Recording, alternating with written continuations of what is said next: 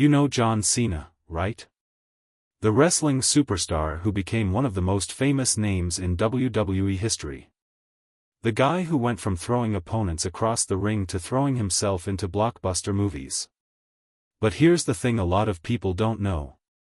Cena once admitted that, about 15 years ago, he was basically pushed out of the movie business. Not because of some scandal. Not because he didn't want to act. But for a reason that's actually kind of surprising, and very human.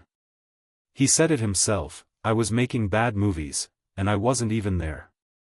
Now, that sounds strange, doesn't it? How can you be in a bad movie and also not be there? What does that even mean? Well, the truth is, it's not about being physically absent.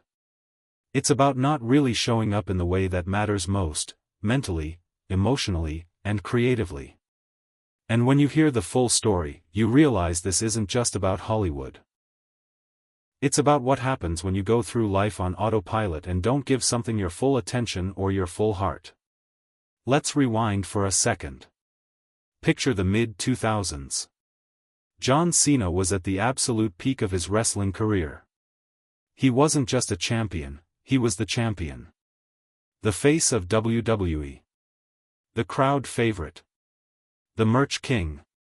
His, "You can't see me," catchphrase was everywhere. Hollywood looked at him and thought, we've got our next big action star right here. It seemed like a no-brainer. Strong, charismatic, already famous. Why not put him in action movies and make him the next Dwayne, "The Rock" Johnson? So, they gave him his shot. His first big movie was The Marine in 2006.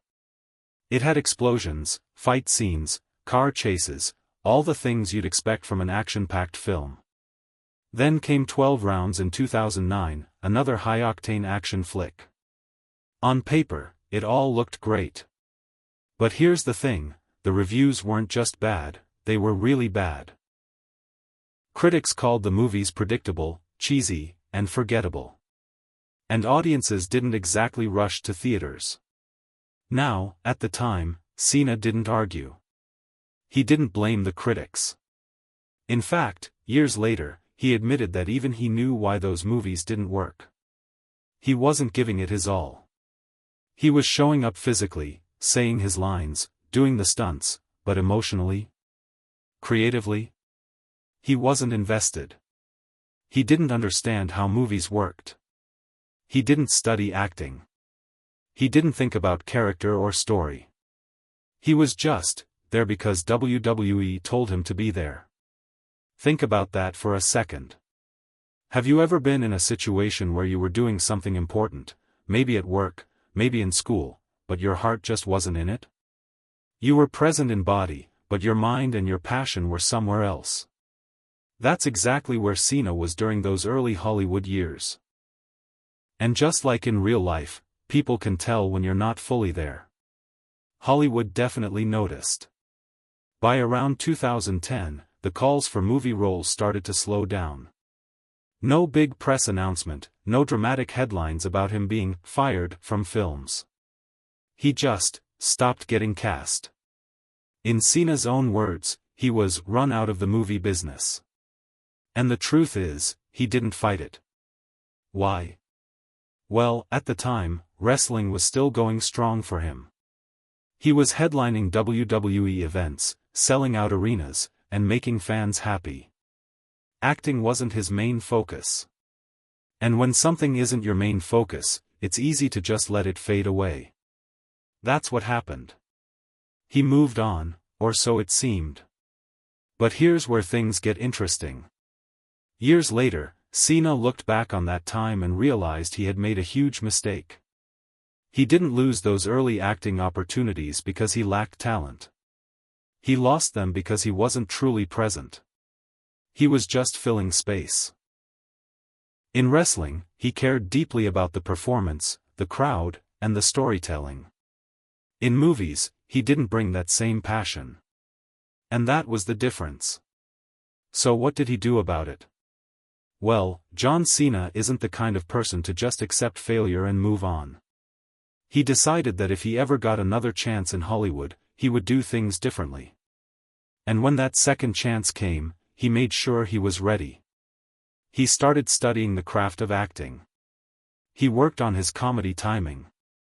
He took smaller, supporting roles where he could learn from other actors. He didn't try to be the star right away. Instead, he focused on actually being good at the work. And it paid off. In 2015, he surprised audiences in the comedy Trainwreck. People suddenly realized, hey, John Cena's actually funny. That role showed a different side of him, one that was self-aware and willing to poke fun at himself. Then came Blockers in 2018, another comedy hit. By the time he landed roles in The Suicide Squad and the TV spin-off Peacemaker, John Cena had fully reinvented himself as not just an action guy, but a versatile actor with real comedic chops. Now, he's in a place where audiences genuinely look forward to seeing him in movies and shows. He's charismatic, funny, and yes, fully present. The guy who once admitted he didn't care enough is now one of Hollywood's most likable stars. And that's really the lesson here. It's not enough to just show up for an opportunity. You have to actually be there. Your body might be in the room, but if your mind and your heart aren't, it's going to show. Whether you're an actor, an athlete, a student, or anyone working toward a goal, being fully present can be the difference between failure and success. So here's a little pro tip from Cena's story: if you ever catch yourself coasting through something important, stop and ask yourself, am I really here, or am I just going through the motions? If the answer is the latter, that's your signal to change things before you miss your shot. Because sometimes, you don't get a second chance. And if you do, you'd better make it count. Cena's journey proves that you can come back from failure. You can rebuild your reputation.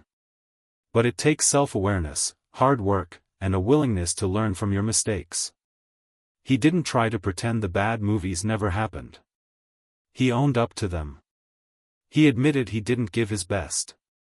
And then he made sure to never repeat that mistake again.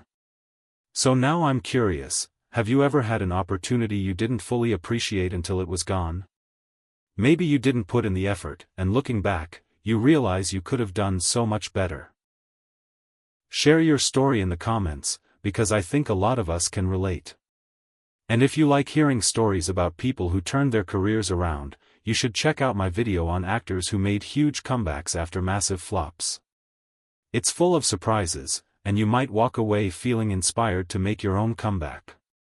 If you enjoyed this chat, go ahead and like the video, subscribe to the channel, and hit the bell so you never miss a story like this. We've got plenty more inspiring, behind-the-scenes Hollywood tales coming your way.